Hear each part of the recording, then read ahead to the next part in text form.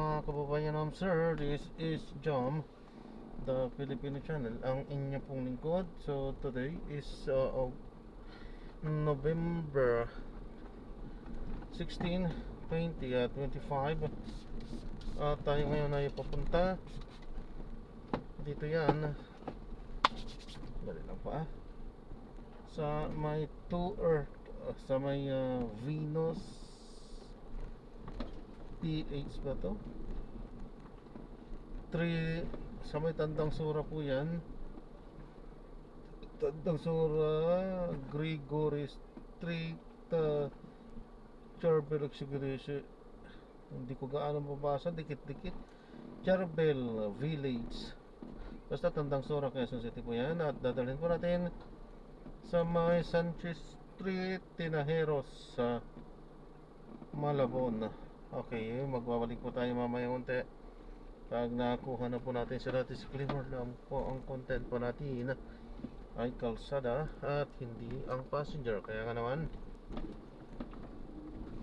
so sakali man po na may marinig kayo, mga pangalan ng lugar, pangalan ng tao, pangalan ng organization, so government o private man yan, ay wala pong kinalaman ng channel na ito at wala pong pinapatukulan. Lahat po ng pinag-uusapan dito ay pawang dito lamang po yan sa loob at wala pong pinapatungkulan sa labas. Okay po, magbabalik po tayo mamaya unti po pag nakuha na po natin sila.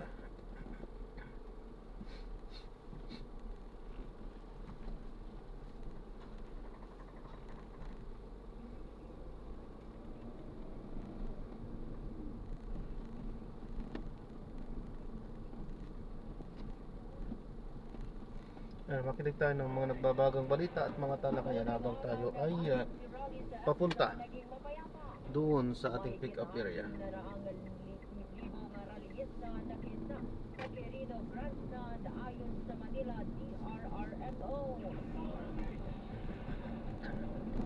INC, hindi umano sang-ayon sa kudita ng eleksyon at iba pang hambang na labag sa konstitusyon. BBBM nakatutok sa sitwasyon sa bansa sa gitna ng mga kilos protesta. Mali-malatang pera, diniliver umano ni Saldico kina BBBM at Romualdez. CBCP nagbabala laban sa mga magsasamantala sa isiniwalat ni Saldico. Special tribunals para sa flood control cases itinalaga ng Supreme Court. 12 milyong Pilipino isasalang sa TB screening. Higit pisong taas presyo sa petrolyo kasado sa Martes. At 146 million pesos na alaga ng cocaine nalambat ng mga mangingisda sa karagatan ng Palawan. Yan ang ulo ng ating mga balita sa isang oras na balitaan sa programang For Tonight Only. Mga malalaking balitang nangyari nitong weekend na ating tatalakayin. Bawal na yan, bawal yung ganyan na may nakasabit-sabit kaso hindi masisisi ang driver Kahit anong gawin yung pagsaway dyan, hindi sila susunod Naging mapayapa ang kilos protesta na isinagawa sa bahagi ng Kaya dapat may ang taktika dyan, tanggalin lahat ng pwedeng mapagsabitan para wala talagang makakasabit. Kasi kapag pipilitin sila ng driver, siyempre malalagay din naman sa alanganin yung driver. Hindi naman natin alam kung ano ang kapasidad at takbo ng utak ng mga lumalabitin na ganyan. Hindi natin inaalis ang possibility na sakasakali ay baka may mga masasamang balak. So possibility yan, gano'n na, pero hindi naman lahat gano'n. Mostly talagang ano natin dyan is kapag wala na talagang masakyan at uwian na talaga ay lalo na mga lalaki talaga makauwi lang, sasabit na yan. Basta makauwi lang. kaninang alas 5 ng hapon. So dapat magkaano Ng INC ay nagpasya ng umuwi at babalik na lang ang iba magkaroon ng magandang ano ang patakaran dyan sa paggagawa ng mga sasakyan. Talagang walang masabitan. Pati sa mga jeep, dapat wag na lang sa likod. Samantala, 30 bus naman mula Sa likod wala nang babaan mga dyan. miyembro ng INC ang dumating Yung walang masasabitan sa pagtitipon para hindi makasabit. Puyan bukas at sa Ang babaan na lang sa side. Marami pa rin tayong Parang bus. Tapos may saraduhan. at nagpapalibad nga ng Para wala na talaga masikip makakasabit. na daloy ng trapiko dahil kanina Dapat gano'n ang mabigat na daloy ng ibaba trapiko ng LTO dito sa o kung sino mang ahensya ng gobyerno ang Nasaroan responsible sa ganyan. Ito para sa sarili kong opinion para na rin sa safety ng lahat, mga commuters at sa mga sumasabit sa jeep para hindi na sila makasabit kasi hindi natin alam talaga yung disgrasya man o yung mga may masasamang balak. Pero mostly talaga yan walang masamang balak kundi gusto talaga nilang makauwi na. Kababayan natin na nandoon pa rin sa Quirino Grande. Ayan, maraming salamat po. I mean, magbabalik po tayo mamaya pag nakuha na po natin ito ang susunod na show. Ang pangalawang araw ng rally, ilan ay nag-book nga po ng hotel. Ang iba naman ay nakita kanina ng ilang tent, nagtayo ng tent, iba ay natutulog sa sasakyan at ang iba ay umuwi sa kanilang bahay. Siguro yung mga umuwi, yung mga malalapit ng dito sa Maynila at kaya pang makabalik bukas. Yung ilan naman ang sabi, babalik na lamang sa huling araw. Maambon na naman. Yan ang nagpapadumi sa sasakyan, yung ambon-ambon. Aambon konti. Tapos wala na. Kapag ganyan talaga, ang dumi ng sasakyan. Kalilinis ko lang ito kanina. Ang dumi na naman.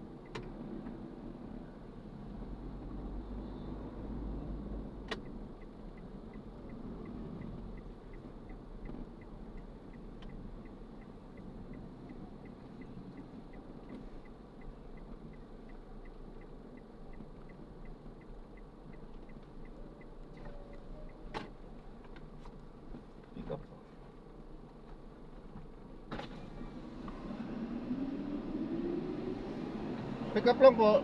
Drop po. Ayan po. Pick up dyan sa may 2 Earth Venus Beach po. Match yung number ano po? Ha? Number ano po? Ano to? 77 sabi nakalagay. Po? Number 77. Number? 2 Earth Venus PH Tandang Sura nakalagay. Anong Grigay number po Street. ng bahay niya? 77. Ng anong street? Grigori. Gregory. Grigori. Hindi po, balikan natin. Sige lang. Yes, Sir John po. yes, anis. Sabi ko. Pwedeng pumaliwan sa Ortigas Flyover at kanan sa Boni Serrano. Sa mga manggagaling naman sa Pasig at Rizal, maaaring mag-Miraco Avenue, Doña Julia Vargas, San Miguel, Shaw Boulevard at EDSA. Kaya pong mga nasabi nating mga daan ay pinapatupad po yung routing po na scheme na ito, ang mga alternatibong ruta hanggang po yan sa Martes, yung huling araw ng INC rally. Kaugnay pa rin po ng rally, nagpatupad ng mas mahigpit na seguridad ng mga otoridad sa National Street sa Maynila at mga kalsadang papunta sa Malacanang ngayong pumayang araw ng linggo. Kasabay nga po ng mga protestang ikinasa sa iba't ibang bahagi ng Metro Manila. Thank you. Gamit ang mga kompresong harang at steel barrier. Nakapwesto rin sa intersection ang mga police mobile, fire truck at ambulansya bilang standby response sa anumang insidente. Pinapayagan naman ng mga pedestrian na dumaan pero hindi ang anumang uri ng sasakyan. Walang abisong may napatabdab rally sa Metro Manila.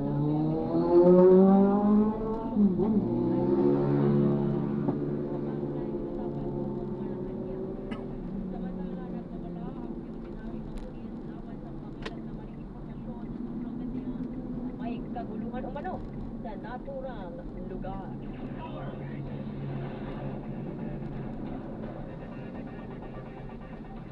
Mahigit 1,500 runners ang nakilahok sa takbo laban sa korupsyon. 2.0. Isang protesta laban sa korupsyon ay isinagawa sa pamamagitan ng isang fund run sa University of the Philippines o UP Diliman. Inorganisa ito ng AGAM Advocates of Science and Technology for the People, kaugnay ng UP Diliman University Student Council, UP Engineering Student Council at UP Multi-Sectoral Alliance at ginanap sa Academic Oval ngayon nga po yung araw ng linggo. Nakaposisyon ang mga booth sa paligid ng Oval kung saan maaaring ikulong ng runners ang ilang opisyal ng pamahalaan na iniugnay sa korupsyon kabilang sina President Ferdinand Marcos Jr., Senator Escudero at dating Congressman Zaldico. Inimok din ang mga kalangok na ipagpatuloy ang laban kontra korupsyon sa pamamagitan ng pagsani sa malawakang kilos protesta nga po na nakatakda pa sa November 30 o sa Bonifacio Day. Oo, dahil bukod po ito sa 3 araw na INC rally, meron pa pong malawakang kilos protesta. Nakasado na rin po ito, pinaplansya ng mga plano, kaugnay nga po dito sa isa sa gawang malawakang kilos protesta sa November 30 o mismong araw ng Bonifacio Day. Tinawag na paniniktik ng Iglesia de Cristo ang mga pulis na nag-iikot sa paligid ng entablado sa isinasagawang kilos protesta nga po sa Quirino Grandstand kahapon. Partikular nilang sinita ang mga pulis na may bitbit na baril at iriniin na hindi naman sila gagawa ng anumang kaguluhan at may permit ang kanilang aktibidad.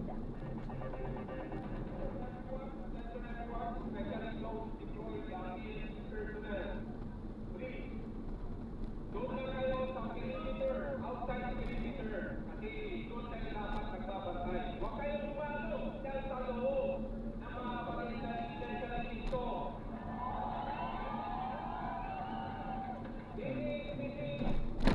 Regional Director LPRO, all police officers, nandyan sa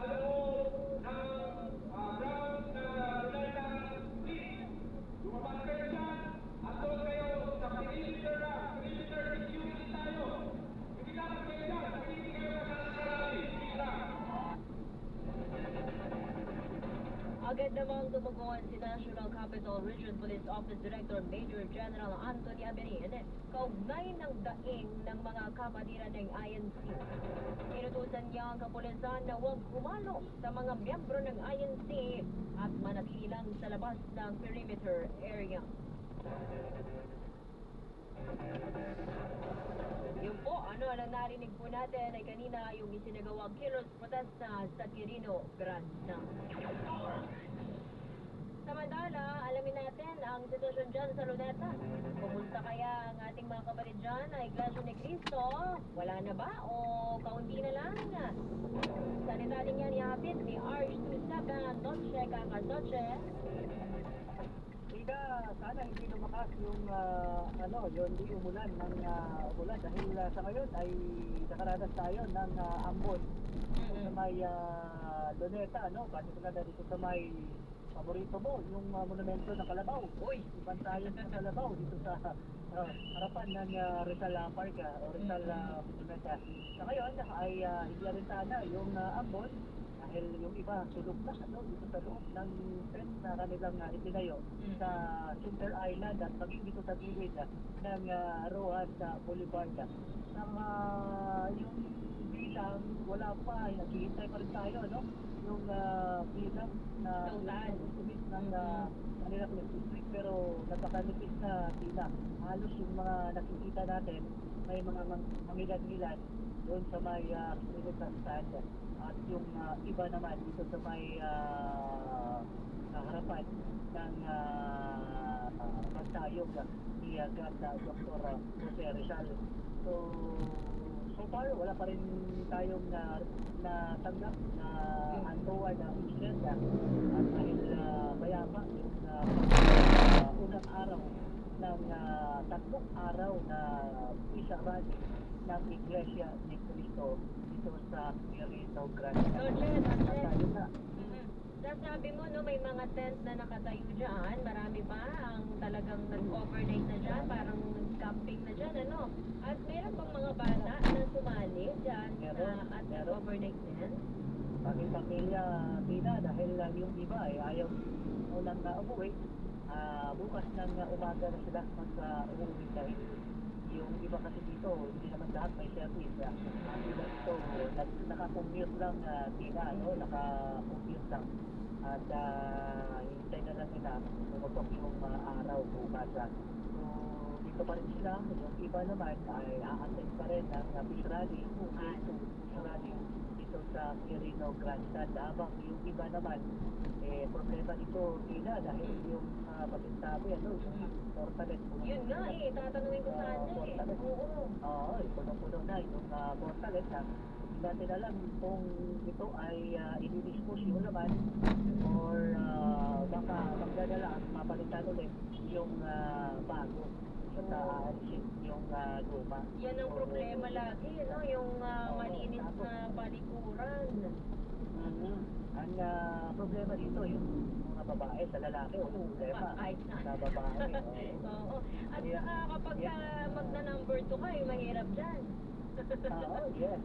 Yun ang problema. Ang lang din dito, kasi yung ibang mga establishment ayaw CR. Dahil nag-aano pa sila dahil sa dami ng kanila. Ngayong gabi ayos na nagpapapasok ng mga kababayan natin na nandito sa Luneta. Sana huwag na lumakas yung ulan. Sana na, hindi dahil ambon yung patak ng ambon, sunod-sunod manipis yung bagsak, sana hindi magtuloy ang umulan. Oo, dahil kawawa, yung ating mga kababayan nandito, dahil yung kanilang pinagtayuan ng tent, magkabat damo, pero pag nabatayan, pababasay sila yung pinaka-kapit yung kanilang ilaan. Yung mga kapulisan natin, Noche, nandyan pa din, nagbabantay pa rin sa overnight din sila dyan. Oo, at nagbabantay rin sila, pero towards, sa perimeter fence, sila, area lang sila, nagbabantay. At yung iba, magagat, pero talagang mga intel, hindi mawawala yan sa ganitong pagtitipon na malawak na pagtitipon. May may mga intelligence officer na pa-identify na civilian.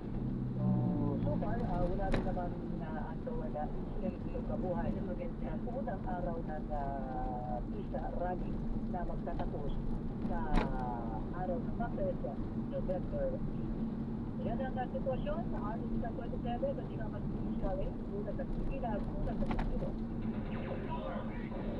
Maraming salamat, RH27 Noche Kagas. Kaugnay pa rin nga po ng rally. Pansamantalang binuksan nga po ang EDSA busway sa mga pribadong sasakyan dahil nga po sa inaasahang pagdagsa ng release na. Di lamang po yan ngayong araw kundi sa hanggang Martes sa EDSA Shrine at EDSA People Power Monument. Ayon kay MMDA Swift Traffic Action Group, Commander Bong Nebriha, ginawang 2 lanes ang busway para makatulong sa daloy ng trapiko mula Ortigas hanggang People Power Monument. Well, nakikita niyo po medyo may pagsigit dito ngayon sa kahabaan na EDSA from Ortigas up to paglagpas sa People Power Monument. This is so because in-adjust natin po yung busway, ginawa po natin 2 lanes. We are anticipating that just in case magkaroon ng spillover ulit ng mga rally sa EDSA at sa Kaladuhan, we can still use access yung busway. Ipapadaan po natin doon yung mga private together with the buses. Yes sir, this is only from Ortigas up to just after the People Power Monument. So after People Power Monument, may exit po yung mga private vehicles doon. We advise them na take that alignment at saka umexit ako. By the time, wala na po naman mga traffic doon or in-anticipate sa mga tao. Dagdag ni Nebriha, posible rin isara ang kalsada sa bahagi ng White Plains kung umabot ng 300,000 ang mga lalahong mapo sa kilos protesta laban sa kaniwalian. Well, ito yung sinasabi nila. Ang sabi nila sa amin, aabot 300,000. That's why part of our traffic plan, kung gano'n ang mangyayari, baka instalado namin po White Plains. Kasi ang one direction ng White Plains can accommodate 130 to 150 from EDSA up to Temple Drive. Kung sabihin na 300,000, so talaga pong mabubulunan yung White Plains, isasalaan po namin. I-divert po namin lahat ng traffic, dire-diretso ng EDSA, pasok na lang po sila ng South Roland to their destination. Tag Commander Bong Nebriha. Mula nga po kahapon, nakataas ang red alert status ng Sandatahang Labas ng Pilipinas para sa malawakang kilos protesta ng Iglesia ni Cristo ngayong araw hanggang Martes, November 18. Sa panayam sa DZRH, sinabi ni AFP spokesperson Colonel Francel Padilla na nakaredy ang kanilang tauhan para sa agarang deployment at naka-standby din ang kanilang equipment para sa anumang insidente. Yes, Ed, no? Naka-red alert tayo since kahapon na i-declare na natin itong red alert status. So, since heightened alert yung ating sitwasyon sa ngayon, we are pooling our resources and our troops, no? For different eventualities. Sinabing red alert, yung pinakamataas ang SAS nakalento, manok sa hari ng AFP. Yes, no? Oo. So, ibig sabihin, nakapool talaga ang lahat ng personnel natin dyan, sa ating mga kampo, ready to deploy, other than those na talagang nakadeploy na talaga. And pati ang ating mga equipment, no, mga kagamitan natin, naka-standby na rin lahat yan para kung ano man ang pwedeng dapat po. Ayon pa kay Padilla, trabaho ng Philippine National Police na bantayan ang rally ng INC sa Quirino Branch, Salat at sa Shrine at ang KFP ay augmentation lamang. So yung red alert naman siya, natin linawin, internal yan para sa Sandatahang Labas ng Pilipinas para nga mas madali kami makapag-pool ng resources at ng aming mga personnel. But again, ito ay primary responsibility sa ngayon ng PNP for peace and order. But nandiyan po tayo, no? We are augmenting them. Ang NCR, Joint Task Force NCR natin, na nandiyan na rin po sa ating area po. We have to take into consideration Ed, na hindi na, dito sa mga rally na to, we are in a supporting role sa PNP dyan for law enforcement and peace and order, no? Red alert pa rin tayo kasi tuloy-tuloy pa rin naman yung ating mga HADR efforts at assessment. Si AFP spokesperson Colonel Francel Padilla. Nanindigan naman si AFP Chief of Staff General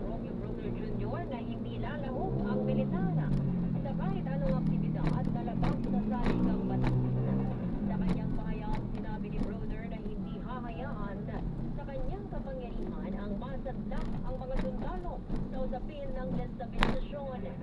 Gayon din siniguro ng general na nakabantay ang security sector sa mga impormasyong maaaring makaapekto sa public safety at constitutional order. Una nang binanggit ni Bronner sa ambush interview na sinisilip nila ang ilang report na may mga aktibong sundalo na pasok sa umano'y destabilization plus.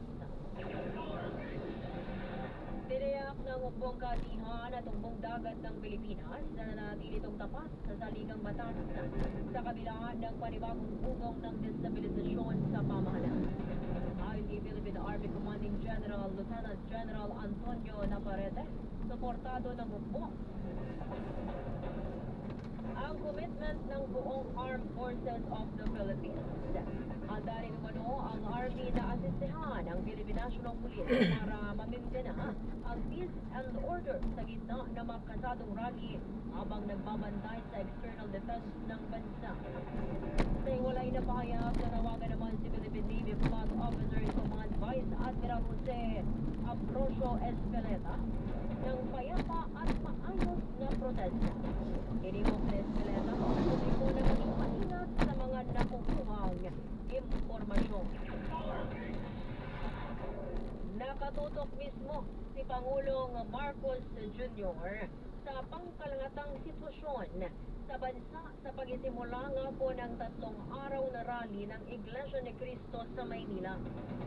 Kinumpirma ito ni PCO Secretary Dave Gomez na sinabing nakamonitor si PBBM mula sa Malacanang at kumpiyansa itong maayos na natutugunan ng pamahalaan ng sitwasyon habang patuloy ang dagsa na mga kasapi ng INC sa Quirino Grandstand. Hanggang alas 2 po ng hapon, iniulat ng Manila City Government na umabot na. Ito po, ang pinakahuling datos ay 600,000 may ang buhos ng mga release sa Luneta at Quirino Grandstand. Inaasahang lalo pa itong darami para sa susunod na mga araw at naka-full alert na ang buong pwersa ng pamahalaan.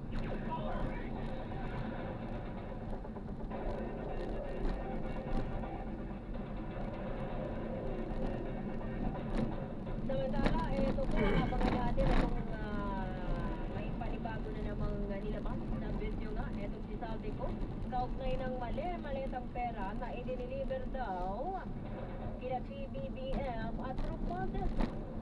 Ang CBCP naman daw ay nagbabala laban sa mga magsasamantala sa isiniwalat na impormasyon ni Saldico. At ang Supreme Court bumuo o nagtalaga ng special tribunals para sa flood control cases.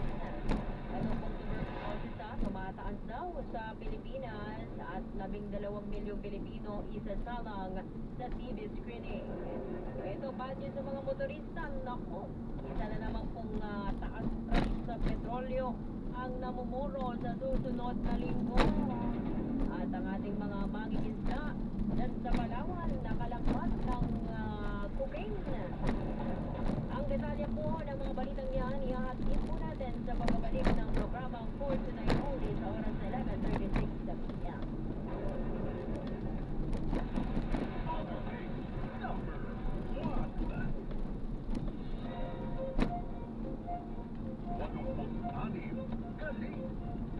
Sa ika-86 na taon ng kauna-unahang radyo, DZRH.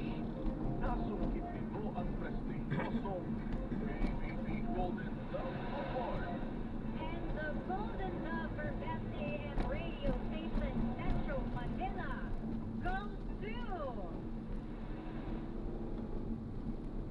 DZRH. Pinarangalan ang DZRH bilang 28th KBB Golden Dove Awards, Best AM Radio Station in Metro Manila.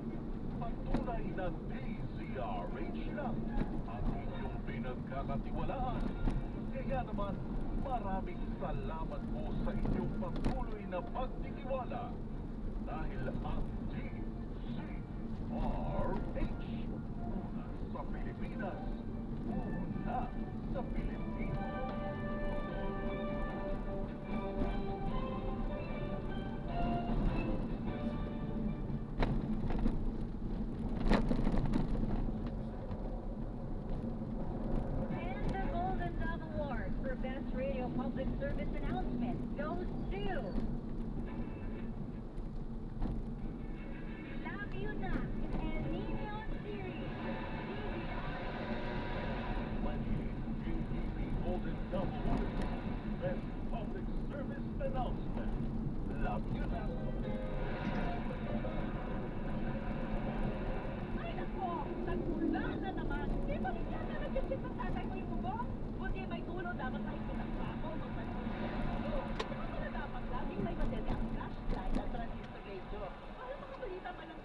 mapanood ng blackout, mag-ibakri pala ng dilata at inuming tubig para kung kumahama na may makakain sa bahay. Tsaka pala dapat lagi nakaready yung emergency food sa pamilya para kung sakaling kailangan mag-evacuate dahil sa baha o bagyo. Mabilis na maghahanda ang lahat.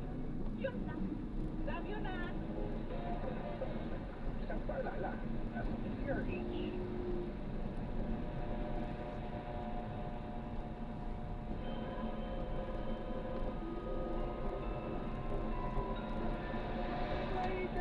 Ito na ang chance mo na manalo ng shoot at 500 pesos kapag dating mo na ang mahiwagang green green.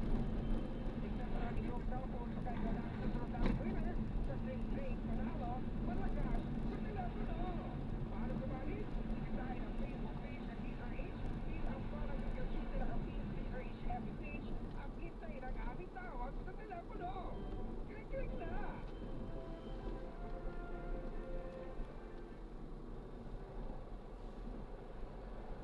And the golden dog for fast science and technology journalist goes to Angelo Palmores, DZRH. Ang tunay na DZRH na ang pinagkakatiwalaan. Nagkataman, maraming salamat po sa inyong patuloy na pagtitiwala dahil ang DZRH sa Pilipinas, una sa Pilipinas.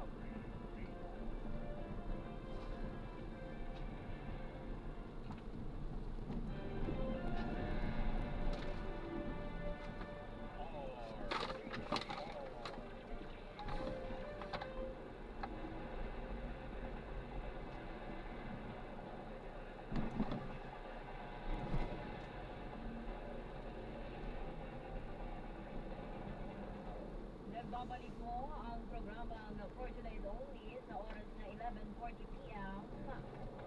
Kahit po hindi natin nakikita ngayon ang mga komento sa ating Facebook and YouTube Live. Nakatutok kayo si Magpura Kabura. Ang ating nanay at tatay na nakatutok ngayon sa Lasco, sa ating transistor radio.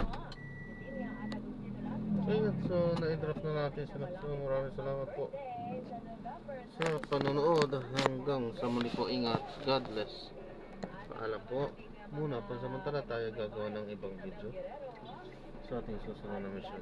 Paalam po. This is John pa rin, The Filipino Channel, ang inyong pong paalam po. Listeners pa lamang tayo ngayon dahil wala nga tayo sa YouTube at Facebook Live.